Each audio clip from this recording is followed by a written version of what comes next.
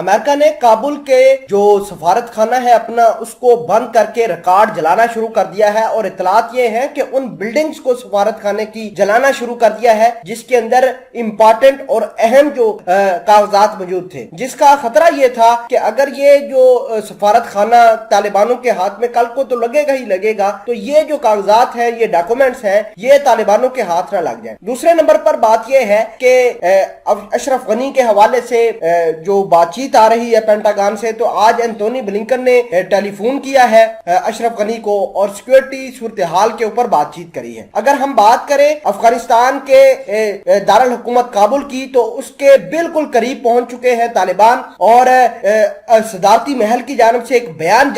جاری کیا گیا ہے۔ ان کا کہنا ہے کہ ہم نے ایک ینگ جنرل جس کا نام سید سامی سادات ہے اس کو کابل کی سیکورٹی سپرد کر دی ہے۔ اور آپ کو یہ بھی بتا دیں کہ امریکہ نے 5000 فوجی دوبارہ افغانستان کے شہر کابل کے اندر لے کر آئے ہیں، تاکہ اپنے جو لوگ ہیں جو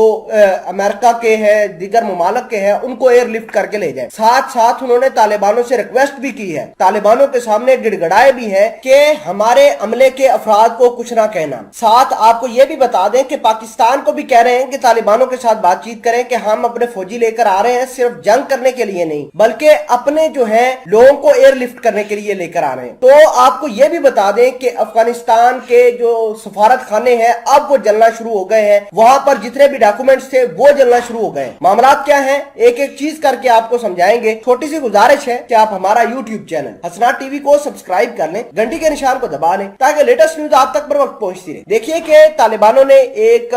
بیان جاری کیا ہے آج اور کہا ہے کہ اشرف غنی ملک سے ہی نکل جائے، ریزائن کر دے، ہم انتخابات کرواتے ہیں، مخلوط حکومت بنا کر ہم معاملات سیٹل کرتے ہیں۔ یہ تو ایک بات سامنے نکل کر آئی ہے۔ دوسرے نمبر پر امریکہ نے پہلے 3000 فوجیوں کا اعلان کیا تھا کہ 3000 فوجی دوبارہ کابل کے اندر جائیں گے اور سفارتی عملے کو ایئر لفٹ کریں گے۔ امریکہ کے علاوہ 4000 کے قریب برطانیہ کے اور کینیڈا کے لوگ بھی موجود ہیں یہاں پر کابل کے اندر، ان کو بھی یہ ایئر لفٹ کریں گے۔ ساتھ ساتھ یہ افغانستان کے ان لوگوں کو بھی ایئر لفٹ کریں گے جو اس جنگ میں امریکہ کا ساتھ دیتے رہے ہیں اور طالبانوں کے ٹارگٹ کے اوپر ہے۔ ظاہر سی بات ہے طالبانوں نے انہوں کو چھوڑنا نہیں ہے، اس لیے امریکہ ان کو بھی ایئر لفٹ کر رہا ہے اور ساتھ ساتھ اپنے ان سفارت خانے کو جلا بھی رہا ہے جہاں پر امپورٹنٹ ریکارڈ پڑا ہوا ہے، اور اپنی نگرانی میں فوج یہ کام کروا رہی ہے۔ فوج سامنے کھڑی ہوتی ہے، اس پوری بلڈنگ کو آگ لگا دی جاتی ہے، اس پورے ڈپارٹمنٹ کو آگ لگا دی جاتی ہے جہاں پر یہ اہم کاغذات ہوتے ہیں۔ فی الحال کے لیے آپ کو یہ بھی بتا دیں کہ کابل کے دہانے پر آ گئے ہیں طالبان، اور طالبانوں کے جو سب سے بڑے دشمن راشد دوستم اور اس کے علاوہ نور محمد جو کمانڈر تھا وہ بھاگ نکلے ہیں۔ اب کہاں گئے ہیں کسی کو کچھ پتا نہیں، ہو سکتا ہے کہ وہ امریکہ کے ساتھ مل کر جو انخلا ہو رہا ہے سفارت خانوں کا اور عملے کے لوگوں کا، تو ان کے ساتھ مل کر شاید وہ امریکہ چلے گئے ہوں گے۔ لیکن یہ خبر کی تصدیق صدارتی محل کی جانب سے آئی ہے کہ